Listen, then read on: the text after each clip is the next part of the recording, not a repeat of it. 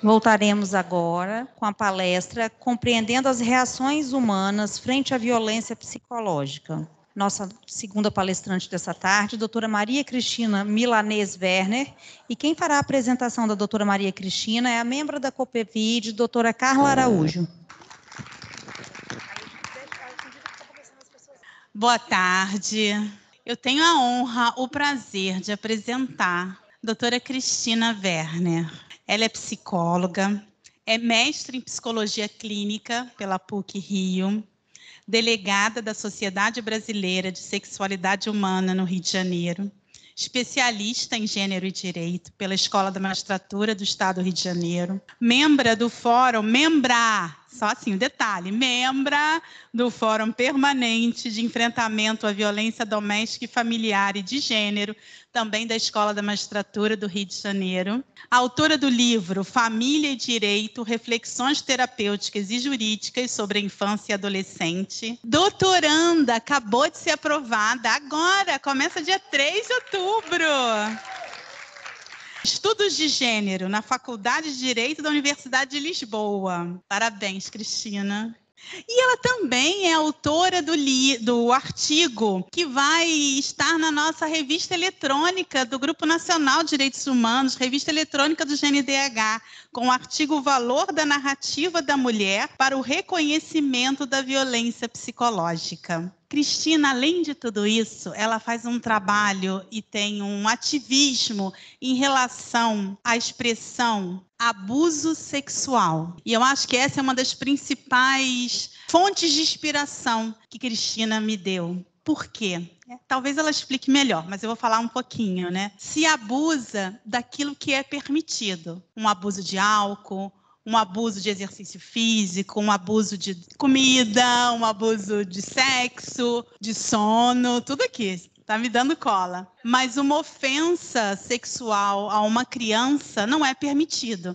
Então, não pode se falar em abuso daquilo que não se é permitido. Então, desde 2008, ela tem um trabalho falando sobre ofensa sexual, para a gente abolir o termo abuso sexual. Cristina, bem-vinda aqui à COPEVID. É bem-vinda à nossa casa do Ministério Público. Obrigada, amiga. Eu vou pedir licença, diferente da doutora Valéria, eu vou falar lá em cima porque eu trouxe um papel para me ajudar a apoiar. É uma volta, estou chegando, viu? Eu, como sou baixinha, sumi aqui atrás, mas estou chegando. Boa tarde a todas, todos e todes. Boa tarde, né? Temos que ter essa gramática inclusiva, né? Eu quero saudar todas as pessoas aqui presentes, na figura da nossa Procuradora-Geral de Justiça, a doutora Luciana Andrade, que estava na mesa de abertura, mas nós saímos para o café, voltamos. Então, em nome dela, eu peço que todos vocês se sintam incluídos, incluídas e incluídes. É uma honra, mas também é uma grande alegria estar novamente participando de um evento aqui da COPEVID, né? Que é a Comissão Permanente de Combate. Eu achei interessante que não é enfrentamento, sabe, doutora Carla? Combate é mais do que enfrentamento. Você enfrenta e combate. O combate à violência doméstica e familiar contra a mulher, nesse que é o nosso 12º Encontro Nacional. Nessa ilha belíssima, conhecida por seus primeiros e primeiras habitantes, sabe como? Quem sabe? Ilha do Mel. Olha que nome bonito para Vitória, né? Ilha do Mel. Eu sou suspeita de falar de Vitória porque eu nasci aqui e vivi aqui meus 20 anos iniciais, eu estou com 61, tenho o maior orgulho de dizer minha idade, confesso, como diz o Pablo Neruda, confesso que vivi, eu digo confesso que sobrevivi, como mulher a gente sobrevive, né? Então, confesso que sobrevivi e estou há 40 anos no Rio de Janeiro, de maneira que hoje eu sou carioxaba. Eu devo agradecer o meu retorno à minha terra natal, num dia muito simbólico para mim. Minha mãe, se fosse viva, estaria hoje com 101 anos. Chegando, eu fui ao cemitério Jardim da Paz fazer uma homenagem. A gente não pode esquecer quem veio antes. A gente não nasceu de chocadeira. A gente nasceu sempre de uma mulher, como bem colocou a doutora Valéria antes, né? Eu acho que foi a doutora Valéria, a doutora Luciana que falou, nada, 50% são mulheres e 50% nasceram de mulheres, né? Mantemos sempre essa memória da nossa herança familiar, de onde vem toda a nossa transmissão transgeracional. Inclusive, para o aprendizado da violência, inclusive para o aprendizado de suportar a violência. Mas eu tenho que fazer alguns agradecimentos para estar aqui hoje. Eu vou começar pela minha querida amiga, doutora Carla Araújo, que me apresentou, que é procuradora de Justiça no Ministério Público do Rio de Janeiro, foi minha colega na segunda turma de especialização em Direito da Emerge, que é a nossa escola da magistratura, onde somos professoras. Atualmente a gente se forma e se torna professor, isso é muito bom. Doutora Adriana Ramos de Mello, que é a nossa coordenadora, uma juíza super conhecida no Brasil, uma referência na defesa de mulheres, é quem coordena esse curso. Foi ela quem me indicou para falar aqui para vocês na segunda reunião ordinária da Copevide, que aconteceu aqui em Vitória em junho, né? Eu não tive presencialmente, tive virtualmente. Então, em homenagem a quem está no virtual, quero mandar um grande abraço. Bacana que vocês estão nos ouvindo. Hoje a tecnologia nos permite fazer conexões virtuais também. E nessa ocasião, eu falei sobre o crime de violência psicológica para as pessoas da Copevide, os membros e membras que aqui estavam, né? E na ocasião eu pude conhecer virtualmente e de uma forma bastante acolhedora, a doutora Rúbia Corrêa Coutinho, que é a nossa coordenadora da Copevide, a quem eu devo a indicação para o meu nome, né, para estar aqui hoje com as senhoras e com os senhores. Nesse intervalo, eu tive o prazer, de junho para cá, de também participar de 2 eventos de membros da Copevide. Um em agosto, para o Ministério Público do Paraná, a convite da doutora Ana Carolina Pinto Freschetti, que eu sei que está online. Doutora Ana, um grande abraço. E em setembro, a convite do doutor Davi Câmara, que está aqui com a sua esposa, que é juíza de família, não? Advogada de família, isso. E também do doutor Darlan Queiroz, que são promotores de justiça do Ministério Público do Amazonas. O virtual nos permite ir do sul para o norte do Brasil. E nesse evento nacional eu tive a acolhida da promotora doutora Cristiana Esteves. Cadê a doutora Cristiana? Está aí? Querida, muito obrigada. A doutora Cristiana foi um anjinho para conseguir resolver todos os cuidados e os problemas. Tendo sido precedido pela fantástica doutora Valéria Dias Escarance Fernandes, que tive a honra de conhecer nessa segunda reunião ordinária da Copevide aqui em junho, no online, mas também a honra de ter dividido a mesa com a senhora, não foi, doutora Valéria? No evento público do Paraná. É uma grande alegria, mas também, devo dizer, uma grande preocupação. É uma alegria porque ouvir doutora Valéria é sempre um privilégio e uma garantia de aprendizado, né, gente? Mas uma preocupação, porque eu vou ter que tentar me esforçar para continuar com a mesma qualidade da sua apresentação. Vou tentar buscar essa mesma dignidade.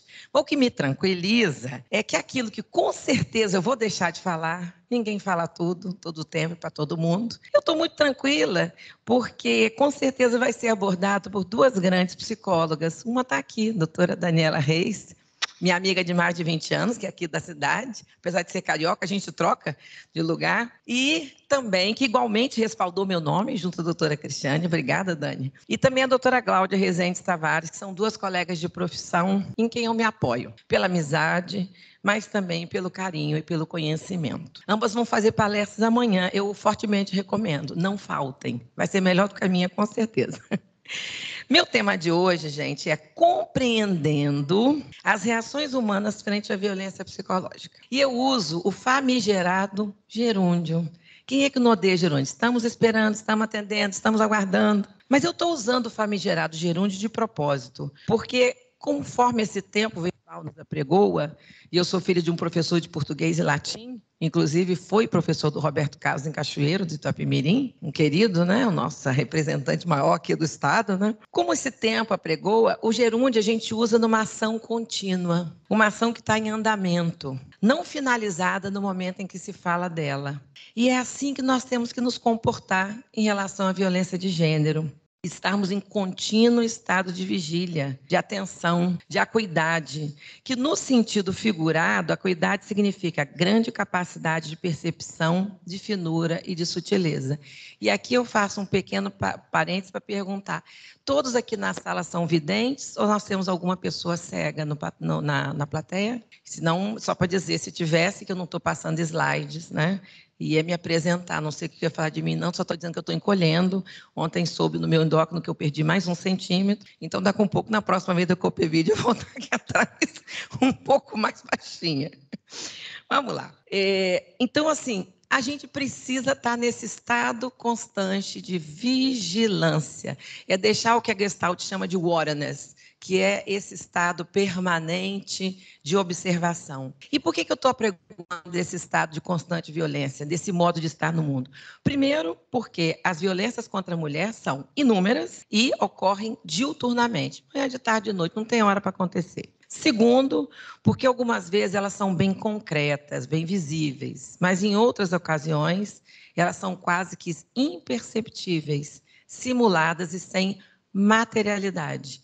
E esse é um grande problema para a justiça. Terceiro, porque nós temos sempre que tentar vestir, e com muita certeza tentar vestir, os óculos do gênero, para ver além do aparente. Os ouvidos com aparelhos amplificadores da audição, para ouvir os gritos inexprimíveis das mulheres. E a boca, para educar a sociedade contra o pensamento patriarcal, misógino, machista, androcêntrico e coitocentrista, que tanto humilha, agride e mata as mulheres, em uma escalada vergonhosa e desumana no nosso país. A gente talvez nunca esteve num cenário tão penoso contra a mulher. Tem mais visibilidade? Não é só isso, não. Alguns ogros saíram da toca e a coisa ficou bem pior. O que estava ruim ficou pior. Então não descansemos. Não. Ao contrário, mantemos-nos o tempo todo no gerúndio, enquanto houver mulheres agredidas no Brasil, observando, ouvindo, acolhendo, compreendendo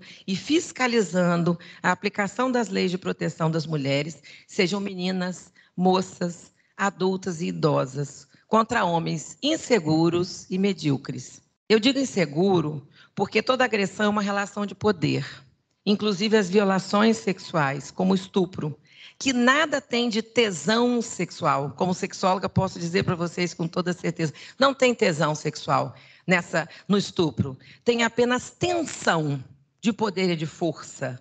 Só homens fracos possuem mulheres à força. Quem é competente, as conquistam. Só homens medíocres se medem pela força do braço e do grito. Os competentes conversam e resolvem os seus problemas. Dentro da violência de gênero, que é um fenômeno de múltiplas facetas, eu vou abordar a questão do quanto a falta de percepção dos fenômenos agressivos impede que a ajuda à mulher aconteça.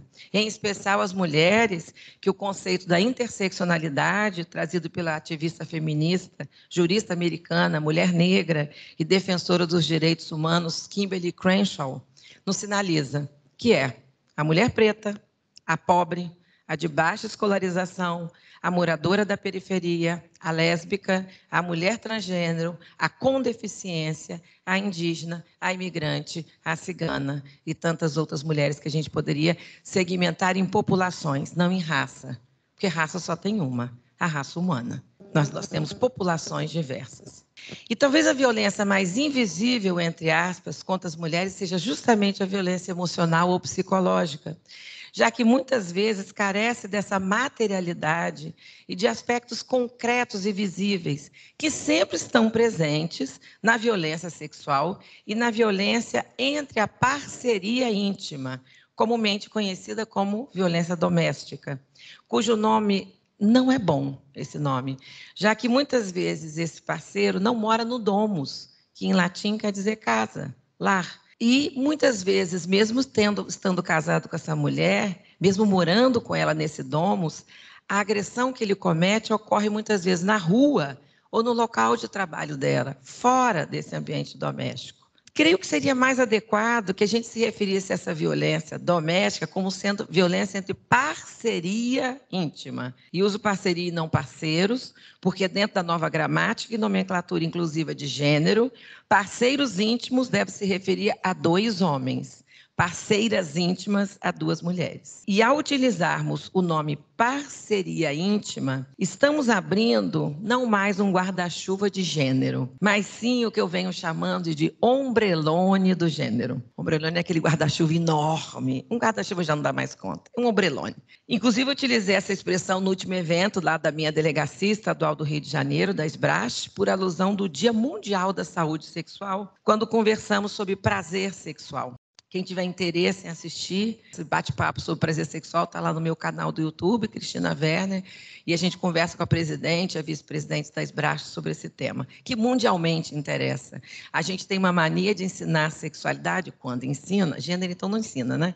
Porque a palavra gênero foi banida dos currículos escolares no Brasil, né? As pessoas têm um medo, um pânico.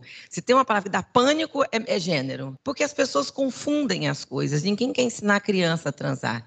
A gente quer ensinar a criança a respeitar meninos e meninas, brancos e negros, pobres e ricos. Essa é a proposta. Não tem nada a ver. E esse nome ideologia de gênero é uma tragédia. Porque ideologia passa uma ideia de achismo. O que a gente faz, gente, é ciência do gênero. Eu não estou cruzando um oceano para fazer um doutorado em estudos de gênero se isso fosse uma mera ideologia. Isso é uma ciência. E que a gente tem que trazer para os bancos escolares. A educação para a sexualidade, não a educação sexual, porque o objetivo não é ensinar a transar. E nem é ser contra a família, nem contra o casamento, nem tornar todo mundo LGBT. Não, não, não, não, não. O objetivo... A educação tem que ser para a sexualidade e para o gênero, ou sobre a sexualidade. Porque ensinar a importância do prazer. Nós, quando ensinamos sexualidade, falamos sempre com uma visão muito higienista, ou muito moralista, ou muito do pecado. Se fosse tão pecado, para quem tem uma visão religiosa, Deus não teria criado homem e mulher, não é? Com todos esses requintes que o nosso corpo tem. É para a gente ter prazer, ter alegria com o que o nosso corpo pode proporcionar para nós e para a nossa parceria, seja ela parceiros ou parceiras. Mas voltemos à violência psicológica, né? O que eu vou apresentar aqui para vocês, em parte, vai estar nessa revista que a doutora Carla falou, a segunda edição virtual da Revista de Direitos Humanos. Então, vamos lá. Com a recente publicação da Lei 14.188, de 29 de julho do ano passado, 2021, o crime de violência psicológica, que já estava previsto na Lei Maria da Penha, como uma das 5 modalidades de violência contra a mulher, foi finalmente dessa forma tipificado, se tornou um crime, e mais bem esclarecido, facilitando sim a atuação da Justiça e do Ministério Público na proteção dos direitos da mulher. Porém, gente, a pergunta que a Lei da Violência Doméstica foi: como fazer esse exercício de gerúndio? Sempre compreender, acolher e entender. Como, mais ainda, comprovar esse tipo de delito? E, aliás, doutor Davi, a quem eu devo essa pergunta aqui, que ele me fez, assim, generosamente, 10 minutos antes de entrar no evento do Amazonas. Doutora Cristina, olha só, não sei o que a senhora preparou, não, mas, assim, explica como é que a gente comprova essa história, como é que não é sempre uma mazela, um mimimi de briga de marido e mulher. Tá. E aí abriu lá, eu estou lá escrevendo o que me vem na cabeça, enfim, isso rendeu o artigo. Obrigada, doutor Davi. Faça sempre perguntas instigantes. Mas, por favor, não 10 minutos antes de um evento. Bom, sabemos, gente, que processo penal e atividade probatória, essas duas coisas, processo penal e atividade probatória, estão intimamente ligados. E é por quê? Porque é a partir das provas que os juízes e juízas podem aplicar a lei, analisando concretamente cada caso, e as senhoras e os senhores aqui do Ministério Público podem analisar a aplicação das leis, zelando pela fiel observância da Constituição e das demais leis complementares, continuando a zelar pela defesa da ordem jurídica do país e dos interesses da sociedade. Mas como aplicar a lei em casos de violência psicológica contra a mulher quando não se tem como provar o ocorrido? Carece de materialidade, muitas vezes, essa acusação de violência psicológica. Ou como é que a gente pode diferenciar as pequenas desavenças do dia a dia, na conjugalidade, daquelas atitudes que causam o tal dano emocional que é dito na lei? Para ajudar vocês a pensar, eu gosto muito de fazer alusão a imagens. E eu vou propor a vocês a primeira, vou usar 3 figuras metafóricas. A primeira vai ser de uma cebola. Imagina, eu não trouxe uma cebola porque eu não estou a fim de chorar. Porque basta a gente descascar uma cebola que a gente vai observando o quê? Camadas e choro. É isso que acontece na violência psicológica. Vamos pensar nessa camada mais visível, externa da cebola, como a camada da prova documental. A gente precisa. Sabemos que a violência psicológica, comprovada através de laudos psiquiátricos ou psicológicos, que esse é a grande debate, foi o que eu falei em junho, precisa não do laudo? Não, a narrativa da mulher é suficiente. Mas se a gente pudesse ter essa violência psicológica comprovada por laudos psiquiátricos ou psicológicos, ou através de relatórios psicossociais, seria o melhor panorama para os operadores e operadoras do direito trabalhar em defesa da vida e da qualidade de vida das mulheres. Porque não basta estar vivo. A minha tese de mestrado, eu trabalhei com bebês de UTI neonatal. Quando a gente estabiliza um prematuro pré-termo, a gente depois tem que pensar, mas que qualidade de vida que ele vai ter? Então, não é só sobreviver, é viver com qualidade.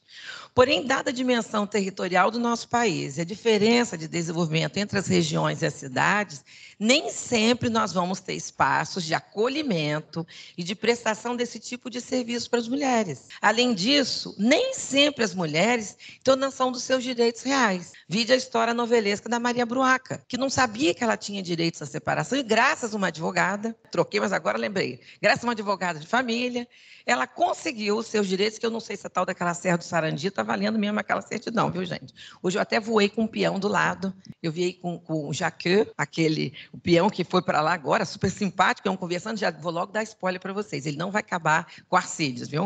O Arcídios eu acho que vai continuar com a Bruaca, ele vai casar, vai ficar com aquele zoinho. Me disse ele lá, eu estou avisando aqui em rede nacional, hein? Ai, meu Deus, o Bruno vai me pegar, o autor da novela, mas ele me contou, né? Então, estou dividindo. A gente divide conhecimento e fofoca. Então, outro problema é que não só as mulheres podem não ter acesso a esses direitos, como eles podem não conhecer que existem leis que podem ampará-las e protegê-las. Assim, se nem sempre a mulher vai ter à sua disposição profissionais da medicina e da psicologia, acessíveis para respaldar o seu sofrimento e para laudarem, né, isso que tanto se pede, o dano emocional a essa mulher, que ela possa talvez estar exposta, operadores e operadoras de direito terão que buscar auxílio numa segunda camada da cebola, em busca de uma outra prova, que possam lançar a mão para subsidiar as suas decisões de julgamentos, que seria a da prova testemunhal. Não temos a documental, vamos para os testemunhos. Ultimamente, quando a gente pensa nesse ombrelone da violência doméstica, a imagem que a gente vem e que a gente tem é que essa lista crescente de violência contra a mulher, ela não para. Não só contra a mulher, contra a população LGBTQIA+, também. Nós temos violência física, psicológica, moral, sexual, patrimonial, institucional, política, simbólica, obstétrica, pornografia de revanche. Acabou os dedos. Será que acabaram as violências? Não. Porque em algum momento a gente vai fazer o que as teorias fazem. As teorias não criam a realidade. As teorias olham para a realidade com uma lupa e descrevem. O Freud não inventou, né, mecanismos de defesa de ego, não inventou qualquer outra coisa que ele possa ter dito. Ele observou e nomeou. Ele tipificou para a psicologia, vamos dizer assim, os conceitos que ele criou. Então, sempre vai existir um pouco mais. Então, eu preciso de alguém que veja esses crimes, esses 10, e nomeie. Porém, o que a gente tem em comum a todos esses 10 crimes contra a mulher? É que a maioria desses ataques agressivos contra as mulheres são realizados em ambientes onde não há testemunhas. Na alcova, lá naquele lugar que anda meio esculhambado, que a porta anda sempre aberta, mas às vezes essa porta é fechada para agressão, quarto do casal. No interior do lar, num ambiente isolado de trabalho, numa sala, numa repartição pública, numa baia, atrás, covarde e desumanamente de um campo cirúrgico. E eu confesso aos senhores que aquele crime do Rio de Janeiro, que o Rio de Janeiro é pródigo nessas coisas, daquele anestesista na Baixada Fluminense até agora está aqui, não é palatável, não dá. Acho que assim, era inimaginável até acontecer, não é? Então, assim, é um lugar que, se as corajosas enfermeiras não tivessem filmado, que agora estão sendo processadas loucamente nesse país, e o cara me parece que está solto, esse médico. Então, não dá para entender, né, essa inversão. Mas se elas não tivessem filmado, como é que você vai provar essa parturiente anestesiada, adormecida, que ela sofreu uma violência obstétrica? Então, a testemunha nem sempre vai estar presente. Além disso, a rede de apoio que acompanha uma mulher, ou que acompanharia como familiares, parentes e amigos, muitas vezes eles já são banidos e limados da vida, da convivência dessa mulher. Isso torna a mulher mais frágil, dominável pelo homem e dependente da situação agressiva. Assim, como será possível contar com o depoimento das testemunhas se elas não permeiam mais a vida dessa mulher? Ou se o ambiente onde ocorre ou ocorreu a agressão da vítima, não havia mais ninguém além do agressor e da vítima? Então, não temos prova documental, não temos laudo, porque não temos gente suficiente para fazer, não temos testemunha. Vamos para a terceira camada da cebola? A terceira camada da cebola é dos vestígios e das evidências. Talvez a gente possa contar, sim, com a gravação de uma conversa, de uma cena agressiva contra a mulher, como a gente vive num hotel lá em Paris, que uma moça gravou de um jogador, ou de um bilhete, ou de um e-mail, fazendo ameaças e colocações hostis, ou ainda até uma mensagem desrespeitosa e aviltante deixada em algum aplicativo de conversa. Sim, É possível que a mulher possa apresentar esses vestígios que, se comprovado pela justiça, passam a se tornar evidências do crime. Porém, é necessário contar com a possibilidade de que essas agressões, mesmo ocorrendo e sendo brutais, sejam sempre verbais, jamais escritas, somente ditas, jamais gravadas. Dessa forma, também talvez a gente não tenha vestígios para usar como evidência do crime. Estamos ferrados, então, né? Como é que a gente vai comprovar a violência psicológica? Vamos chegar, então, à última camada que reveste o cerne dessa cebola. Descascamos já 3, vamos para a 4ª. Os indícios, vindo através do relato da mulher. É o que temos, o relato da mulher. E talvez essa seja a única prova a ser apresentada, narrativa da mulher, que vem impregnada de sentimentos e emoções complexas. Podem fazê-la recuar na busca por assistência, pelo triângulo da bermuda dos sentimentos: medo, vergonha e culpa. Esse triângulo emocional precisará ser vencido por essa mulher para buscar ajuda. O medo, ele é o quê? Paralisante. A vergonha, limitante. E a culpa, embaraçosa. Com esses 3 sentimentos dominando a mulher, como é que ela vai buscar ajuda? Então, se ela consegue chegar num lugar, ela teve que enfrentar. Então, quando ela chega em quaisquer dos órgãos que compõem a rede de atendimento de seus direitos, a qualquer porta que possa abrir esse fluxo de assistência primária, ela vai precisar ser acolhida com eficiência, com eficácia e com efetividade. E na falta de um dorômetro, né, Dani? Para aquilatar a dor de uma mulher, e criando mais um neologismo, de um danômetro, para aquilatar o dano emocional da mulher, tem-se que buscar outros balizadores para auxiliar na sua proteção. Esses 2 instrumentos, o dorômetro e o danômetro, se existissem na nossa vida, facilitariam muita avaliação, tanto dos nossos profissionais da psicologia, dos nossos atendimentos terapêuticos, quanto de dano emocional alguém sofreu, de 0 a 10, é 5, é 20, não é? Ou os do direito, também na aplicação da lei, para você ver como é que seria essa dosimetria da pena, não é? Infelizmente, esses 2 aparelhos não existem. E por que a gente não tem? A doutora Valéria até falou um pouco, né, da particularidade da dor psicológica, né? Porque a dor físico-psicológica, ela é sempre subjetiva. Ela não tem um parâmetro. Cada pessoa vai sentir do seu jeito. É como, por exemplo, a dor física. É comum a gente observar pessoas que foram sobreviventes de... Eu trabalho em ajuda humanitária em tragédias, pessoas que ficaram soterradas, como no Morro do Bumba, como lá na enchente de Friburgo, ou pessoas que sobreviveram ao incêndio da Boate Kiss, né? Pessoas que ficaram horas desacordadas, que foram dadas até como mortas, né? Como é que é a resistência da dor física? Porque um dos que eu atendi, por exemplo, estava num camarote que tinham 12 colegas. Só ele sobreviveu. Como que ele conseguiu sobreviver, os 11 não? Então, essa resistência física, a dor, ela é muito variada. A mesma coisa a gente pode dizer da resistência emocional, né, e psicológica. As mulheres vão reagir de forma muito diversa, porque a expressão dessa dor e sofrimento é muito variada de pessoa para pessoa. Por isso, nós temos que nos manter de novo no gerúndio, compreendendo essas variáveis, aceitando-as como expressões possíveis para cada mulher. Dentro do seu repertório emocional de resposta, cada uma vai buscar o que é possível para si. E aí, para ilustrar esse fato, eu vou lançar a mão agora da segunda imagem metafórica, a de um velório. Vamos pensar o que ocorre num velório. Tem pessoas que choram copiosamente no velório. Tem pessoas que choram pouco, de forma comedida. Tem pessoas que não choram. Tem pessoas que têm até crise de riso. Né? É sabido que a Hebe Camargo, quando ia com as amigas no velório, ela tinha crise de riso com as amigas, né? de um certo riso histérico. E ainda tem aquelas pessoas que nem vão nos velórios por medo de cemitério, de ver pessoas em caixão. Imaginaram a cena? 5 possibilidades. A pergunta a ser feita, então, para os senhores e senhoras é: qual dessas pessoas vocês acham que estão sofrendo mais no velório? Nós podemos afirmar com segurança que as pessoas que mais estão sofrendo são exatamente aquelas que estão chorando mais? Na falta de um dorômetro, será plausível aquilatar a dor emocional pela quantidade de lágrimas, fazendo um escalonamento da dor entre a que chora muito, a que chora comedido, a que não chora, a que nem vai ao velório e a que ri de nervoso? Se for feita essa análise simplista, até poderíamos dizer que aquelas que riem estão até gostando do falecimento da pessoa que está ali. Então, não é por aí. Não é pela quantidade de lágrimas. Não é a fala que pode vir impregnada de muita emoção. Uma fala seca pode estar um sofrimento tão interno que eu não consigo nem mais derramar uma gota sequer de lágrimas. O que precisa ser pensado e compreendido de novo no gerúndio é que o comportamento externo aparente de uma mulher pode não revelar a distribuição interna que vai dentro dela.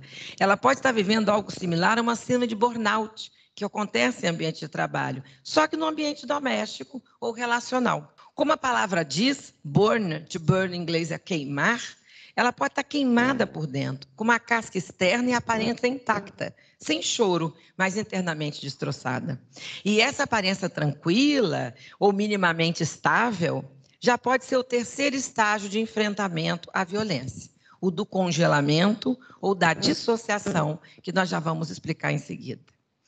Quando as mulheres são confrontadas com os perigos que a violência psicológica traz, elas ativam o que nós chamamos de sistema nervoso autônomo, que é aquele que controla a respiração, a circulação sanguínea, o controle da temperatura corporal e até a digestão.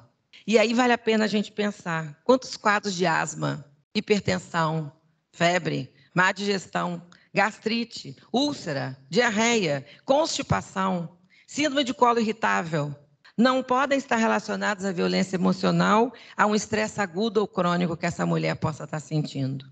Talvez em audiência valesse a pena perguntar sobre a saúde física da mulher. A senhora está dormindo direito, está se alimentando, sente alguma dor no corpo? Ah, não sou médico. A gente não precisa ser médico para perguntar. Eu não sou da área do direito, estou falando um monte de termo jurídico aqui. Se eu falei alguma besteira, depois vocês me corrijam, por favor. Mas admitir que o perigo possa estar existindo, rondando, existe uma tomada de posição para extinguir esse perigo. Isso é normal. Quando a gente está em perigo, a gente tenta se proteger. Em outras palavras, exige uma ação dessa mulher para cessar o dano. E talvez até um possível rompimento da relação conjugal com esse agressor. Mas é aí que os problemas acontecem. Como essas ações são custosas, romper com alguém que a gente ama, que a gente escolheu, que a gente foi lá e pensou da sociedade. Esse aqui, tinha 1000 homens, eu escolhi aquele para mim, botei do lado aqui, eu fiz uma escolha da qual eu não quero me envergonhar e nem me sentir culpada.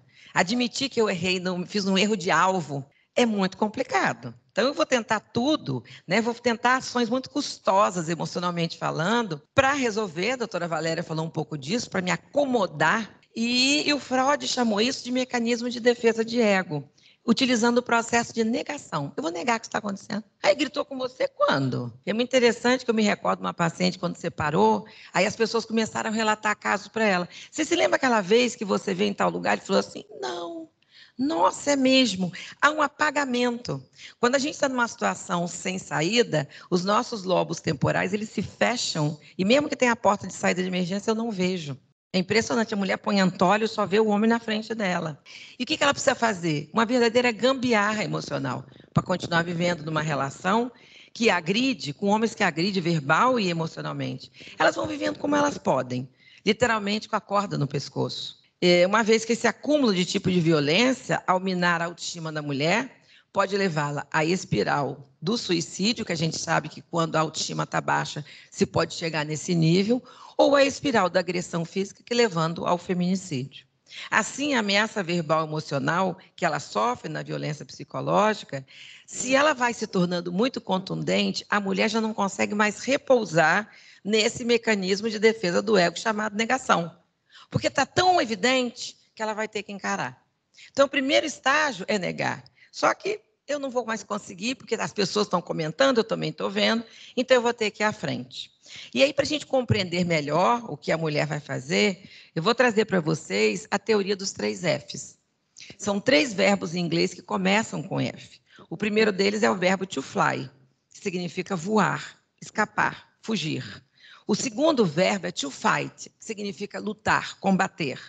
E o terceiro verbo é to freeze, que significa congelar, colapsar. E nesse caso, sempre a primeira opção que qualquer um de nós, seres humanos, vai lançar a mão para resolver uma situação que é perigosa, a atriz do Pantanal foi atacada por um jacaré. Ela deu um soco nele, ela lutou e ela correu. Então, ela fez as duas coisas. É tentar correr. É o tal do runaway, sair correndo. Né? Essa é a primeira, nossa primeira opção sempre vai ser a fuga de uma situação agressiva.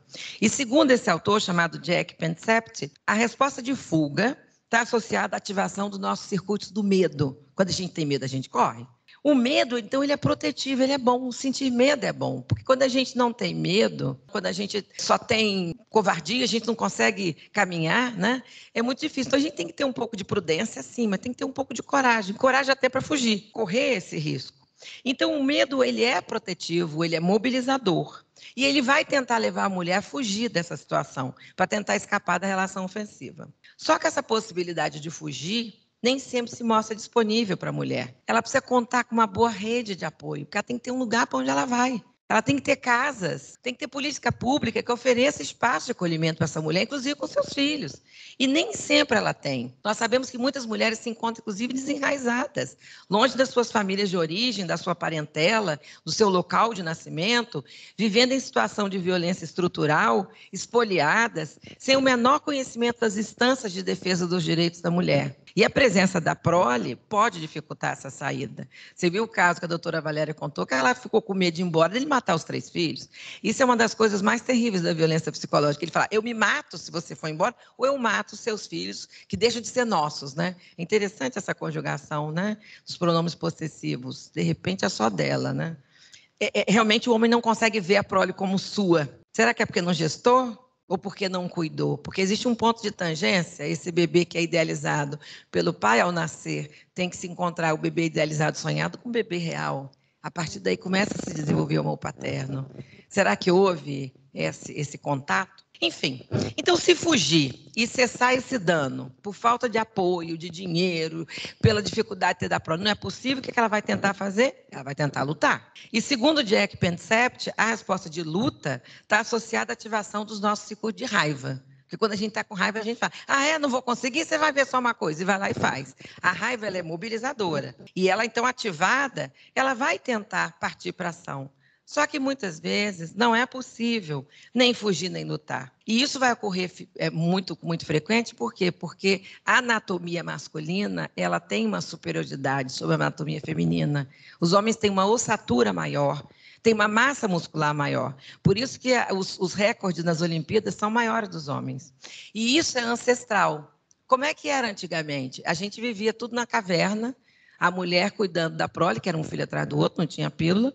Então, tinha que cuidar lá dos bichos que estão entrando, manter o fogo, ver o filho 1, filho 2, filho 3, né? Aquele monte de filho, aquela coisa toda. E os homens saíam para caçar. E saíam sempre para caçar em bando, como ainda saem hoje, né? Para caçar em bando. E aí vai caçar em bando, tem que chegar perto para olhar o bicho, não tinha revólver, não tinha, então a arma era o quê? Uma espoleta, era uma funda com uma pedra que tinha que acertar a jugular do bicho. Eles sabiam que era aqui que matava o bicho. Então eles tinham que chegar perto. Daí o homem tem desenvolvido esse olhar objetivo e pontual. E a mulher está na caverna, naquele monte de gente lá. Olhar difuso, com detalhes. Isso é ancestral. Isso vem no nosso DNA, isso está no nosso grande mim, que é um lugar no nosso cérebro que faz a gente correr. Tem um terremoto, eu vou me esconder aqui embaixo. Porque automaticamente a gente vai para debaixo de uma trave. Ninguém ensinou isso pra gente. Deu raio, a gente sai da praia. Conhecimento ancestral. E como eles iam caçar, eles matavam o bicho, quem comia primeiro? Os homens. Eles já matavam a caça e comiam, então começaram a comer mais proteína. E eles desenvolveram a força para lutar, arrastar o animal. Então, essa força física, essa quantidade de proteína veio desde muito tempo. Então, com isso, os homens têm maior ossatura, maior força física. Então, eu não consigo fugir dele, que eu não tenho estrutura. Eu vou lutar com um 2x2, um armário? Eu não vou conseguir. E aí, eu vou ter que partir para o terceiro F da teoria dos 3 Fs. Freeze, congelar. Então, essa opção, essa resposta de congelamento, tende a acontecer em situações percebidas como extremas e ameaçadoras à vida. Nesse caso, quando ocorre, o corpo da mulher entra numa imobilidade tônica, uma hipotonia, num estado natural de paralisia. Assim, prazer. É como a gente encontra muitas vezes as vítimas após um assalto sexual, completamente catatônica. Aí a gente diz assim, não lutou? Não enfrentou? Não tem força, colapsou. Porque o que era possível para ela era dissociar nesse momento. Não era lutar mais. Lutar deixa de ser uma resposta possível. Então, entre uma situação que eu vou ter que suportar, eu dissocio e vou para outro lugar. E às vezes a gente não volta. É assim que a gente encontra muita mulher após um assalto sexual. A respiração fica quase imperceptível, a pressão sanguínea cai. É como se ela é um dar-se de morta. ver se alguém me esquece aqui. E quando isso ocorre, essa resposta de congelamento pode ter duas possibilidades para as mulheres. Primeiro, o desmaio, onde a mulher não vê e não ouve mais nada. É um dar-se de morta, literalmente. O corpo está presente, a alma não está, não. A alma foi para algum lugar passear. E o nosso personagem crítico e julgador vai dizer o quê? Por que ela não reagiu? Por que ela não pediu? Você viu aquela tirinha que a doutora Valéria colocou, que é do Vamos Mulherar, que é um Instagram maravilhoso da doutora Carla? Ela pediu ajuda, só que ninguém viu. Como assim não pediu ajuda? Pediu, sim. Né? E ela não reage porque ela não consegue mais. Ela não tem mais energia psíquica, ela colapsa. E a segunda possibilidade de quem vai para esse momento é a dissociação. A mulher vai se desligando dela mesma, se descuidando da aparência física, das emoções, da mente, do corpo, do mundo à sua volta. É como se ela fosse um observador passivo e vivesse num sonho, numa realidade bem à parte, criado por ela, para conseguir sobreviver. E as pessoas ao redor dizem assim, parece que ela vive no mundo da lua, é uma maluquinha. Não, ela está dissociada. Porque fazer o grounding, que é colocar os dois pés na realidade, é muito difícil. A gente, às vezes, nega, porque assumir um fato requer de nós um esforço psíquico muito grande. Nós temos um autor chamado Daniel Siegel, que ele sugere que o bem-estar psicológico nos seres humanos é alcançado por meio de uma integração emocional, que só é possível quando nós nos sentimos acolhidas, amadas, protegidas, e também quando a gente se sente capaz de uma relação.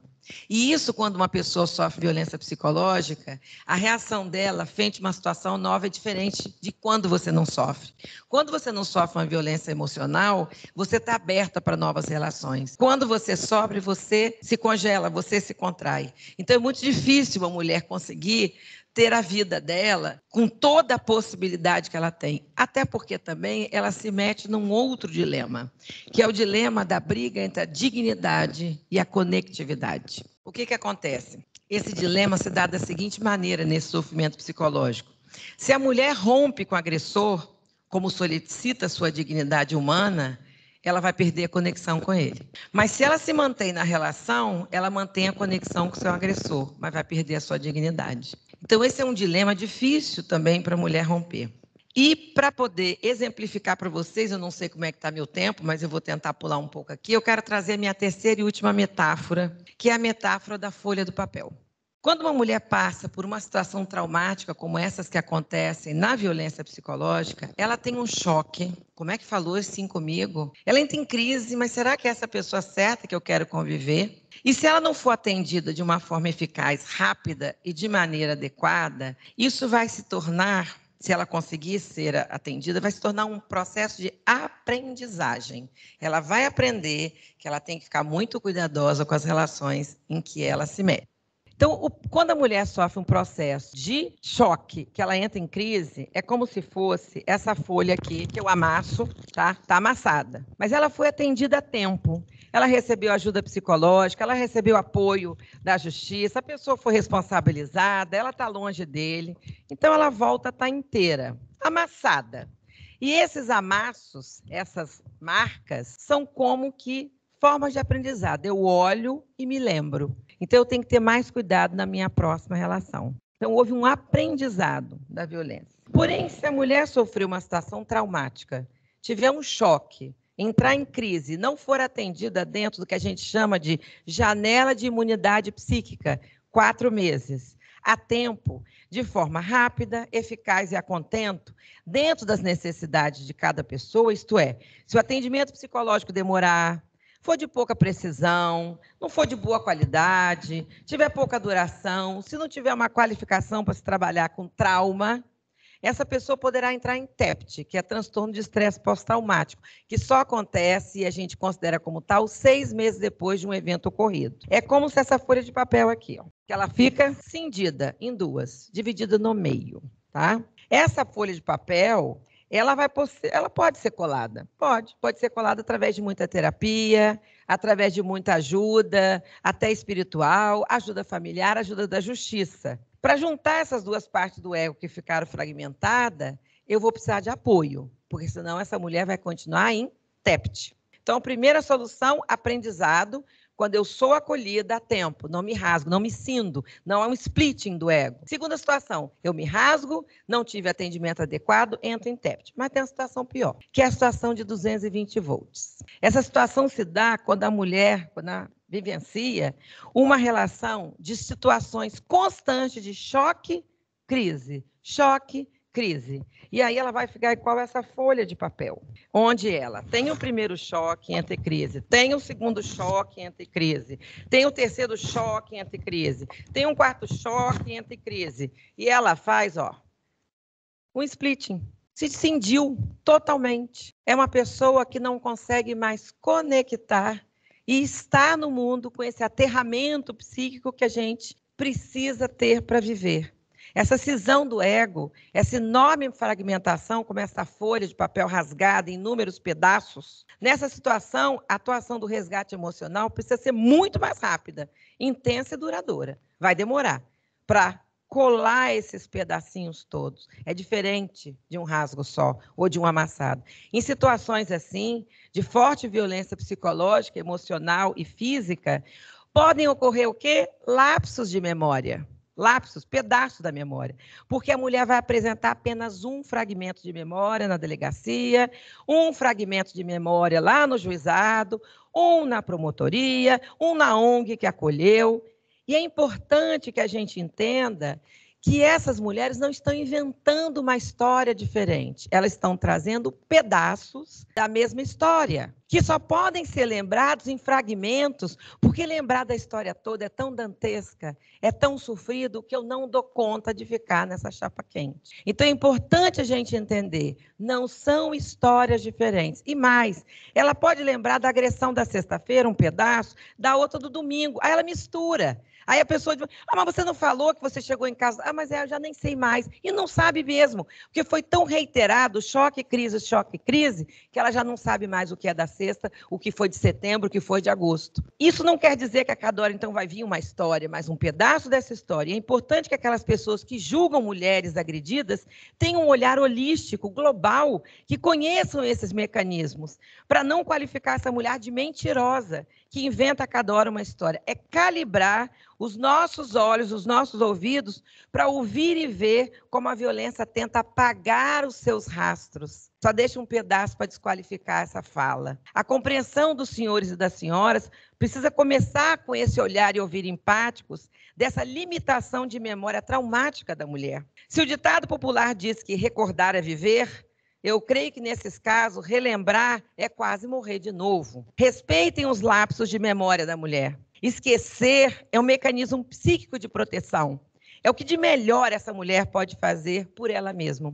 Quando um fato é demais traumático, a mulher esquece, porque ficar nessa chapa quente da memória esfola um pouco de espectro de gente que sobrou de uma história ofensiva e desrespeitosa. Acredito que a busca por ajuda se dê nesse segundo estágio da teoria dos 3F, da luta, do enfrentamento. Por isso é tão importante esse acolhimento dos senhores e das senhoras na porta de entrada do fluxo de proteção da mulher, valorando a sua narrativa. E é nesse atendimento não se deve julgar a queixa da mulher baseado também na frequência dos fatos, pelo número de episódios, uma vez que um único evento pode ser devastador na vida dessa mulher e deixar marcas indeléveis, aquelas marcas que são para sempre, arruinando a sua autoestima. E ela acorda e parece que tem um fantasma no ouvido, repetindo aquelas palavras que foram ditas uma vez de uma forma agressiva no ouvido dela. Então, para a gente finalizar, mais do que a frequência dos fatos, o que pode até ser um agravante no caso da violência psicológica, por se mostrar uma agressão reiterada, o que operadores e operadoras do direito deveriam prestar atenção no relato da mulher é, em primeiro lugar, o grau de proximidade entre ela e o agressor. Segundo, o quanto as suas ações, as ações do agressor, afetam o seu psiquismo, a sua autoestima, o conceito de si mesmo. Terceiro, o quanto essa pessoa é significativa para essa mulher. Quarto e por último, mesmo sendo uma pessoa pouco conhecida, palavras e ações sobre a vida dessa mulher podem ter um alcance e uma impregnação além do que a gente possa imaginar. Os psicopatas têm discursos sedutores, enganadores e plausíveis, que enredam a mulher de uma forma hipnótica. Não a julguem, apenas acolham essas mulheres. Há muita vergonha nelas quando caem as fichas, quando percebem que sofrem ou sofreram um engodo, uma cilada, um nome de um suposto amor. Caminhando para fechar, eu creio que a tarefa crucial e primordial da psicologia, junto às mulheres que o sistema de justiça e os operadores e operadoras do direito conseguiram salvar de situações que são traumáticas, de violência de gênero, dentre elas a violência psicológica, é justamente ajudar essas mulheres através dos atendimentos de acolhida e de sessões de terapia, tentando colar esses pedaços das folhas de papel das suas vidas, que ficaram impregnadas com as suas histórias relacionais, numa nova colagem, uma customização, né, de reação, assim como ela desejar, ou uma elaboração e ressignificação para que ela siga em frente na sua vida. Lembremos do que o Freud nos disse, que a principal tarefa de uma existência é compreender a própria mente. E no caso das senhoras e dos senhores, é também compreender um pouco mais da mente das mulheres agredidas para ajudar a protegê-las. Espero tê-las e tê-los ajudado um pouco mais nessa árdua tarefa, a gente tem que reconhecer, de continuar no gerúndio, compreendendo as mulheres vítimas, e de ter mostrado que não devemos esperar que a mulher fique 100% doente com só os pedaços fragmentados, que a gente possa levá-la a sério, quando já está no caixão, na última parte lá da tirinha da doutora Valéria. Talvez seja tarde demais. O primeiro pedido de socorro já deve ser considerado, e a palavra da mulher já deve valer como balizamento. Lembre-se que chegar a uma delegacia ou a qualquer outro órgão de defesa da mulher exigiu muito dela. Lembra daquele triângulo das emoções? Vergonha, culpa e medo? Não desmereçam esse esforço. Sem acolhimento justo e necessário, ela pode se recolher, encolher e não sobreviver. E finalizando, peço que considere o relato da mulher como a última casca da cebola, que revela um cerne todo chamuscado, que gerou já muitas lágrimas, aparentes, que vocês podem ver, ou latentes, que já não são mais exprimíveis, para ser descascada. Atentemos-nos que se essa mulher chorosa ou seca, se não for atendida a tempo, poderá protagonizar aquele velório, quer por suicídio, quer por feminicídio. Nós estamos no mês de combate, né, de enfrentamento e conscientização do suicídio. E peço a vocês, cuidemos das mulheres, assim como se preocupa a Agenda 2030 da ONU, que é um plano global para atingirmos 2030 um mundo melhor para todos os povos e nações e para as mulheres. Sejamos todas e todes engajados nessa luta. A nossa humanidade depende da sobrevivência física e psíquica das mulheres, desde as meninas até as idosas, que eu já me incluo.